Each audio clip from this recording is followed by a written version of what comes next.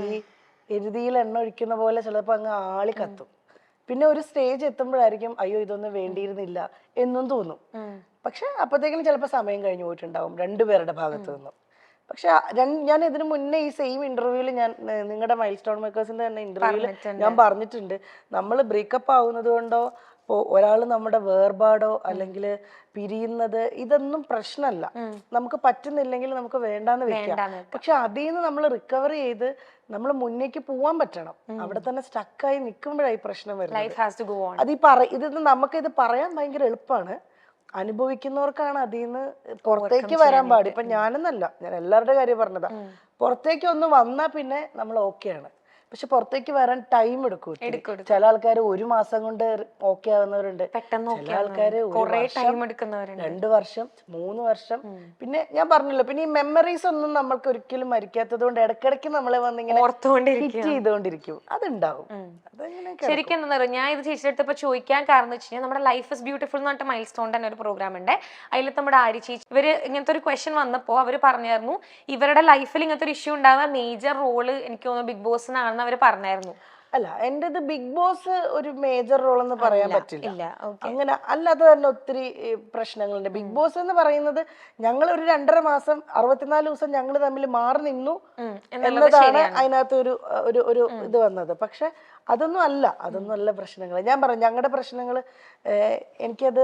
അത് ഞങ്ങളുടെ വീട്ടിനകത്ത് തന്നെ നിന്നോട്ടെ. അല്ല, ഞങ്ങളെ പേഴ്സണലി അറിയാവുന്നവർക്ക് അത് അറിഞ്ഞാൽ മതി.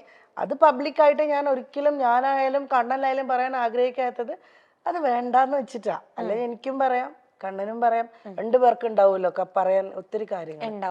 അത് വേണ്ടാന്നുള്ളത് ഞങ്ങൾ തമ്മിൽ ഡിസിഷൻ എടുത്തതാണ്. മോൻ വളർന്നു വരെയല്ലേ, ഞങ്ങൾ അവന്റെ കാര്യം മാത്രമേ ഇപ്പൊ ശ്രദ്ധിക്കുന്നുള്ളൂ. അവന്റെ കാര്യം നോക്കി അവന് നല്ലൊരു അച്ഛനാണ് കണ്ണൻ, അവന് നല്ലൊരു അമ്മയാണ് ഞാനെന്നാണ് എന്റെ വിശ്വാസം. അപ്പൊ അങ്ങനെ അങ്ങ് പോട്ടെ, അവന് ഹാപ്പിയാണ്.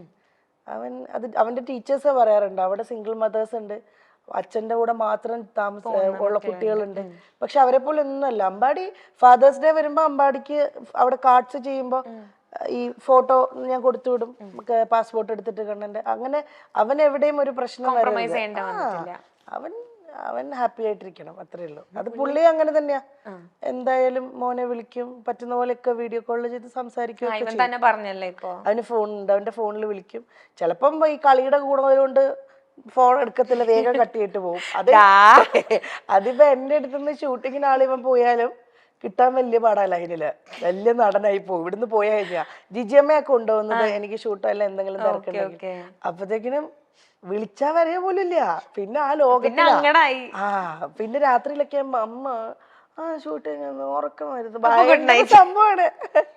ചേച്ചി പോവാറുണ്ട് അവന്റെ കൂടെ? വല്ലപ്പോഴും ഒക്കെ പോവാറുണ്ട്, പക്ഷെ കണ്ടിന്യൂസ് നിക്കത്തില്ല ഞാൻ.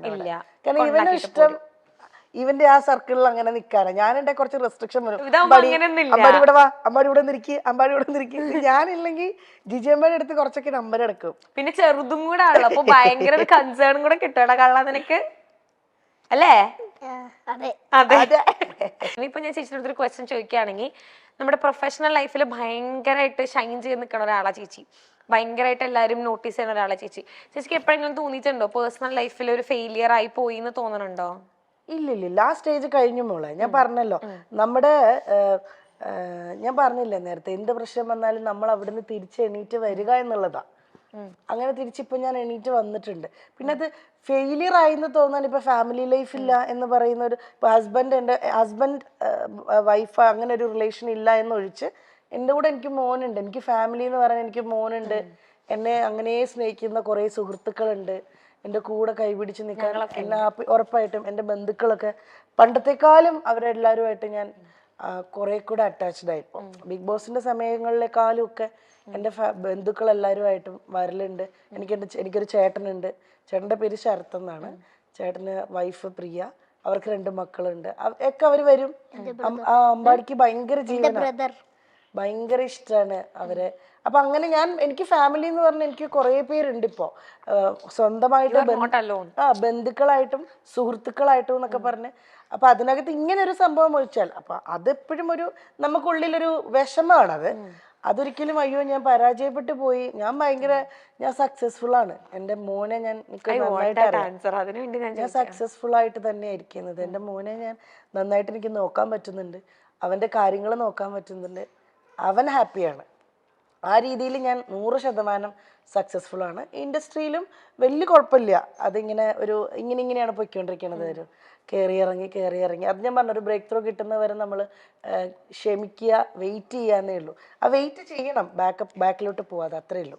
എനിക്ക് ശരിക്കും ചേച്ചി പറയുമ്പോൾ ശരിക്കും ഫീൽ ചെയ്യുന്നുണ്ട്. ഇപ്പൊ ഞാൻ ചേച്ചിയുടെ അടുത്ത് ആ ക്വസ്റ്റ്യൻ ചോദിക്കാനുള്ള കാരണം എന്ന് വെച്ചാൽ കുറെ ഇപ്പൊ സൊസൈറ്റിയിലാണെങ്കിലും കുറെ പേരുടെ വിചാരമുണ്ട് ഇപ്പൊ സെപ്പറേറ്റഡ് ആയി എന്ന് പറഞ്ഞു കഴിഞ്ഞാൽ ദാറ്റ് മീൻസ് ഒക്കെ എന്തൊക്കെയോ തീർന്നു പോയി, അല്ലെങ്കിൽ ലൈഫിന്റെ എന്താണ് ഫുൾ സ്റ്റോപ്പ് ആയി എന്നൊക്കെ.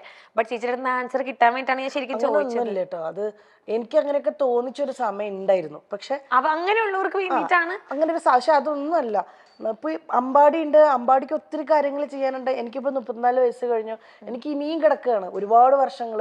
നല്ല ഒത്തിരി കാര്യങ്ങൾ ചെയ്യണം, ഒത്തിരി സിനിമകൾ ചെയ്യാൻ, അല്ലെങ്കിൽ ഒത്തിരി എന്തെങ്കിലുമൊക്കെ ബിസിനസ് കാര്യങ്ങൾ ചെയ്യാൻ ഒക്കെ ഇനിയും കിടക്കുകയാണ്. നമുക്കൊന്നും ആരും എവിടെയും പരാജയപ്പെട്ടു പോകുന്നില്ല.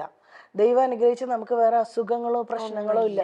ലൈഫിൽ ഏറ്റവും വലിയ പ്രശ്നം എന്ന് വെച്ച് കഴിഞ്ഞാൽ ഭയങ്കരമായ രോഗങ്ങൾ പിടിപെടുന്നതാണ്. അതൊന്നും ഇല്ലാത്തടത്തോളം ഞാനും എൻ്റെ ഫാമിലിയും അല്ല എന്നെ ഞാനും ചുറ്റപ്പെടുന്ന ആൾക്കാരെല്ലാവരും ഹാപ്പിയാണ്. രോഗങ്ങൾ ആർക്കും വരാതിരിക്കട്ടെ, അതെ, ഹെൽത്തി ആയിട്ടിരിക്കട്ടെ. ആ രോഗങ്ങൾ വന്നാൽ അത് ക്യൂർ ആവട്ടെ, അല്ലാതെ വലിയ അസുഖങ്ങൾ വരാതിരിക്കട്ടെ. അങ്ങനെയുള്ള ആൾക്കാർ നമ്മുടെ ചുറ്റിനും ഉണ്ട്. അതൊക്കെ വെച്ച് നോക്കുമ്പം ഒത്തിരി ഭാഗ്യം ചെയ്ത ആൾക്കാരാണ് ഞാനും മോനും എൻ്റെ കൂടെ ഉള്ളവരും എല്ലാവരും. അപ്പൊ അതുകൊണ്ട് അങ്ങനെ പരാജയം എന്നൊരു സാധനം, അങ്ങനെ ഒരു തോന്നലില്ല. ഞാൻ നല്ല ഹാപ്പിയാണ്. ഞാൻ ഭയങ്കര സ്ട്രോങ് ആയിട്ടാണ് ഇപ്പൊ ഉള്ളത്. പിന്നെ സംടൈംസ് ചില ദിവസങ്ങൾ നമുക്ക് നല്ലതായിരിക്കും. എല്ലാ ദിവസവും എനിക്ക് സന്തോഷം തന്നു കഴിഞ്ഞാല് അത് ശരിയാകത്തില്ലല്ലോ. എല്ലപ്പോഴും ഒന്ന് നമുക്ക് ചില ദിവസങ്ങൾ ഭയങ്കര ഡൗൺ ആയിരിക്കും ഞാൻ. പക്ഷെ ആ ഡൗണിൽ തന്നെ നിൽക്കില്ല ഞാൻ. ഉറപ്പായിട്ട് വന്ന് ഒരു ഉച്ച വരെ ചിലപ്പോൾ ഭയങ്കര ഡൗൺ ആയിരിക്കും. ഉച്ച കഴിയുമ്പോൾ ഞാൻ ഓക്കെ ആവും. അത് ചിലപ്പോൾ അമ്പാടി വരുമ്പോഴായിരിക്കും ഞാൻ എപ്പോൾ വിഷമിച്ചാലും അമ്പാടി എപ്പോഴും ചോദിക്കും എന്നോട്, അറിയോ ഓക്കെ അമ്മ, ചോദിക്കാറുണ്ട് അമ്പാടി. അതിലിപ്പോ എനിക്ക് വേറെ ഒന്നുമില്ല. 7 വയസ്സായ എൻ്റെ മോൻ എന്നോട് ഇപ്പൊ ചോദിക്കുന്നെങ്കിൽ എനിക്ക് നല്ല ഉറപ്പാണ് മുന്നോട്ടുള്ള എൻ്റെ യാത്രയിൽ എനിക്ക് എപ്പോഴും ഇങ്ങനെ പിടിച്ചോണ്ട് എൻ്റെ കൂടെ നിങ്ങൾ പരസ്പരം അങ്ങോട്ടും ഇങ്ങോട്ടും. അവനോട് ഇപ്പോ ഈ സെക്കൻഡ് വരെ എല്ലാ കാര്യങ്ങളും അവൻ എന്നോട് വന്ന് പറയും, ഞാനും പറയും. നല്ല കുട്ടിയാണ് അമ്പാടി. അത് നോർമൽ ഒരിടത്ത് സ്കൂളിലാണെങ്കിലും ടീച്ചേഴ്സ് ആണെങ്കിലും എല്ലാവരും നല്ലത് മാത്രമേ മോനെ പറ്റി പറയുന്നുള്ളൂ. ഞാനിപ്പോ കുറച്ചു നേരം കണ്ടുള്ളെങ്കിലും ഭയങ്കര മെച്ചുവേർഡാണ്. അതേ ടൈം അവൻ ഭയങ്കര ഇന്നസെന്റും ആണ്, ഭയങ്കര കുറുമ്പാണ്. പക്ഷെ അതൊക്കെ രസാവണ്ടേ. ചേച്ചി ശരിക്കും ആഗ്രഹിക്കണുണ്ടോ ഇപ്പം കണ്ണേട്ടൻ തിരിച്ചു വന്നായിരുന്നെങ്കിൽ? ഈ പെങ്കൊച്ചിനെ കൊണ്ട് ഞാൻ തോറ്റല്ലോ. ഇത് ശരിക്കും മമ്മിയും കണ്ണേട്ടനാണോ? ഞാൻ പറഞ്ഞില്ല, ചിലത് നമ്മള് വേണ്ടാന്ന് നമ്മളിപ്പോ വെച്ചിരിക്കല്ലേ. നാളെ ഇനി എന്താവുമെന്ന് എനിക്ക് അറിയില്ല. നോക്കാം നമുക്ക് നോക്കാം. ഇപ്പൊ ചേട്ടന് വീഡിയോ കാണുന്നുണ്ടെങ്കിൽ ചേട്ടൻ്റെ ചേച്ചിക്ക് എന്തെങ്കിലും ഫോണിൽ കൂടെ പറഞ്ഞാൽ പോരെ, എന്തിനാണ് വീഡിയോ കൂടെ പറയണത്? എനിക്ക് പറയാനുള്ളത് അതൊരു ഗുഡ് ആൻസർ ആയിരുന്നു. അത് ഞാൻ എന്തെങ്കിലും ഉണ്ട് ഞാൻ ഫോൺ വിളിച്ച് പറഞ്ഞാൽ പോരെ, കണ്ണാ ഇങ്ങനെ ഉണ്ടെന്ന്, കണ്ണാ വീഡിയോ കാണുന്നത്. എന്ത് ചെയ്യാനത് പറ.